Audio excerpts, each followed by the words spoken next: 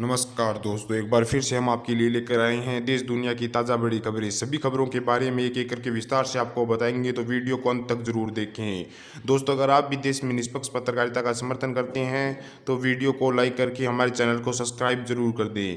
इसी बीच बढ़ते हैं दोस्तों पहली बड़ी खबर की ओर, जो बिग ब्रेकिंग न्यूज़ निकल कर आ रही है। तो असदुद्दीन ओवैसी ने बीजेपी पर बोला जोरदार हमला, कहा बेकसूर मुसलमानों को अमित शाह और मोदी डाल रहे हैं जेल में, कर रहे हैं यूपीए कानून का दुरुपयोग। जी दोस्तों, आपको बता दें ये बड़ी खबर सामने निकल कर आ रही दोस्तों की हैदराबाद से सांसद असदुद्दीन ओवैसी ने एक बार फिर से जेल में मुसलमानों की संख्या को लेकर बीजेपी पर बड़ा हमला बोला है।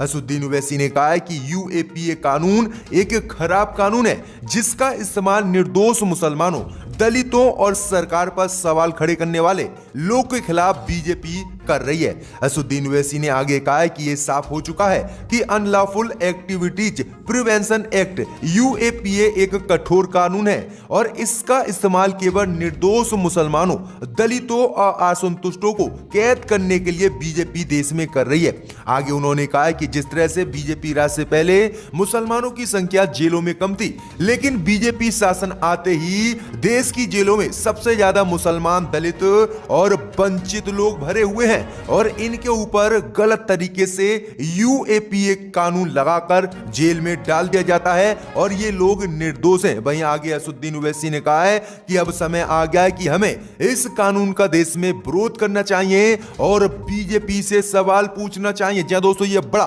बयान असदुद्दीन ओवैसी ने दिया है आज।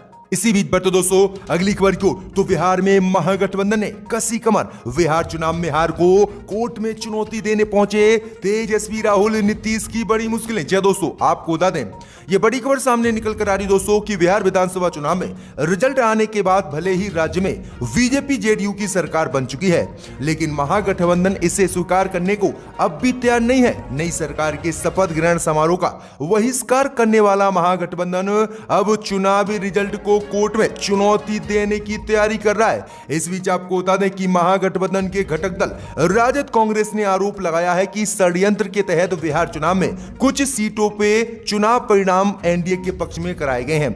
वहीं आपको बता दें कि तेजस्वी यादव ने कम अंतर से हारे महागठबंधन के प्रत्याशियों को निर्देश दिया है कि वह जल्द से जल्द कोर्ट जाएं और कोर्ट में अपनी याचिका लगाएं और मांग करें कि उन सीटों पर रिकाउंटिंग कराई जाए। वहीं तेजस्वी और राहुल ने ऐलान किया है कि बिहार में 17 सीटें ऐसी हैं जिन पर उनके कैंडिडेट जानबूझकर बीजेपी जेडीयू ने हरवाए हैं और वह कुल 50 से 100 वोटों से हारे हैं।